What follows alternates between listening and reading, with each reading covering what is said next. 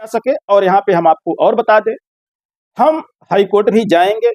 High court हम 2 माध्यम से जाने की कोशिश कर रहे हैं। हमारे एडवोकेट पैनल जो है उनसे बात हो चुकी है, उन्होंने बता दिया है कि आपको किस तरह से हाई कोर्ट में आना है। तो इसमें प्रक्रिया हम 2 अपना रहे हैं। पहली प्रक्रिया जो जाएगी वो ये है कि आपका यदि आवेदन निवेदन स्वीकार नहीं किया जाता, उस पर कार्रवाई नहीं की जाती, तो आपके माध्यम से हेड बाय हेड हम हाई कोर्ट में इस नोट शीट के आधार पे, आपने क्या लड़ाई लड़ी थी मुझे नहीं पता, लेकिन इस नोट शीट के आधार पर और हमारे द्वारा बनाए गए एनेक्सर यानी बिंदु के आधार पर हाई कोर्ट हम जाएंगे आपके माध्यम से। और दूसरा हाई कोर्ट हम जाएंगे, पुनर्नियोजन जो हुआ है उसमें बहुत सारी अव्यवस्थाएं हैं, अनियमितताएं हैं। उन अनियमितताओं को, उन अव्यवस्थाओं को दुरुस्त करने के, यानी जो भी गड़बड़ियां हैं, जो गलत तरीके से लोग वहां पे घुस गए हैं और इन कर्मचारियों के हकों को मार दिया है, उनको उनके उसी रास्ते पे भेजने की कोशिश करेंगे जहां से उन्होंने गलत एंट्री ली। साथियों नमस्कार, मैं कमलेश्वर सिंह फिर एक नए अपडेट के साथ साथियों उपस्थित हो गया। साथियों, आज का अपडेट जो है, हम आपको एक पत्र दिखाना चाहेंगे। आप इस पत्र को देखिए, इसके साथ एक लेटर भी लगा हुआ है। 2 पेज का ये लेटर है। इसके बारे में हम आपको बताने जा रहे हैं आखिर ये है क्या, लेकिन उसके पहले हम आपसे कुछ विशेष कहना चाहते हैं। और वो विशेष क्या है? हमारे कई विभागों से कर्मचारियों को कई साल निरंतर सेवा देने के बाद, 4 साल, 5 साल, 6 साल, कुछ जगह तो 9-9, 10-10 साल सेवा देने के बाद विभाग से बाहर कर दिया गया कर्मचारियों को, ये कहकर कि उनके लिए बजट नहीं है, अतः उनकी कार्य योजना जो है, उनका जो पद है आगे स्वीकृत नहीं किया गया है, अतः तत्काल प्रभाव से उनकी सेवाएं समाप्त की जाती है। हालांकि नियम में यह है कि 1 महीने पहले नोटिस दिया जाना चाहिए था, और यदि नोटिस दिए जाने की व्यवस्था नहीं थी तो 1 महीने की अग्रिम श्रेणी दिया जाना चाहिए।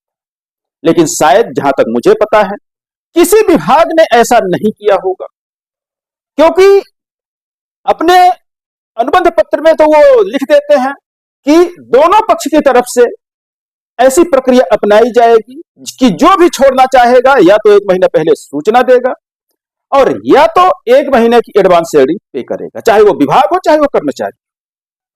लेकिन जितने भी निष्कासित कर्मचारी हैं जिनको बाहर किया गया है, उनको ना तो 1 महीने पहले नोटिस दिया गया है और ना ही एडवांस में 1 महीने की सैलरी दी गई। तो साथियों,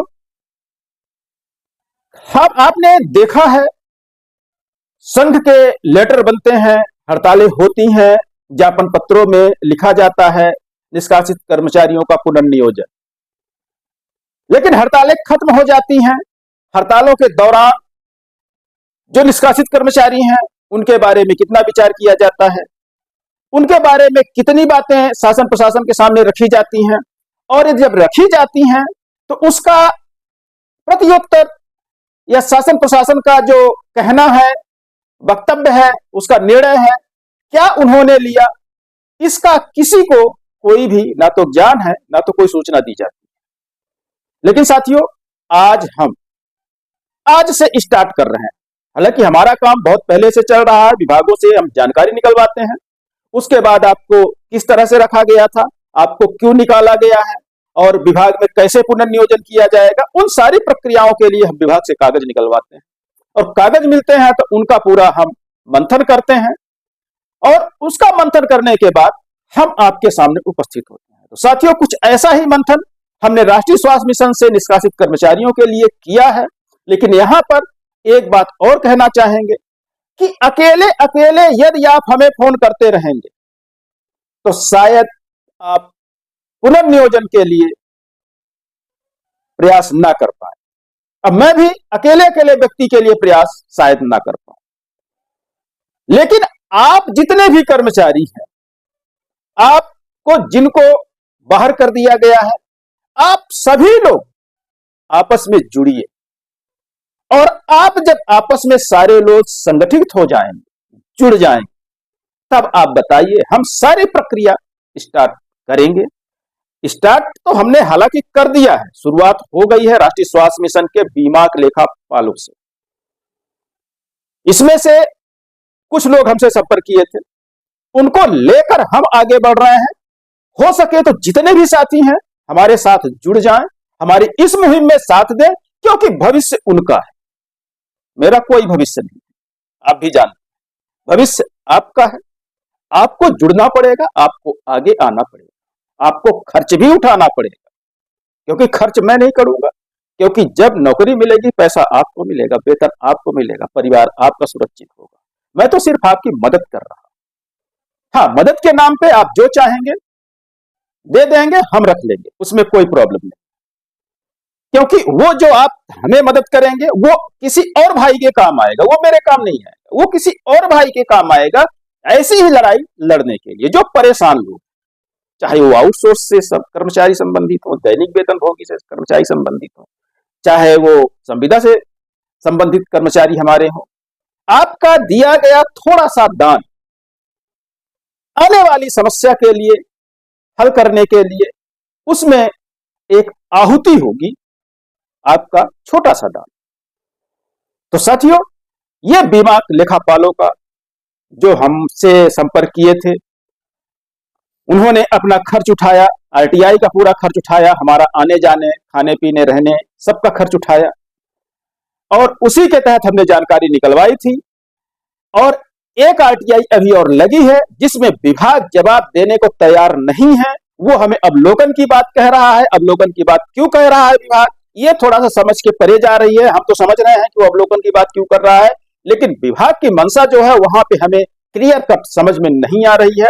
तो हमारे पास जो पूर्व में दस्तावेज आए थे, उसके अध्ययन के आधार पे हमने उससे कुछ पेज निकाले हैं, जो कि बीमा लेखापालों को वापस नौकरी दिलाने के लिए बहुत हैं, बहुत महत्वपूर्ण दस्तावेज है। हम आपको फिलहाल दिखाना चाहेंगे।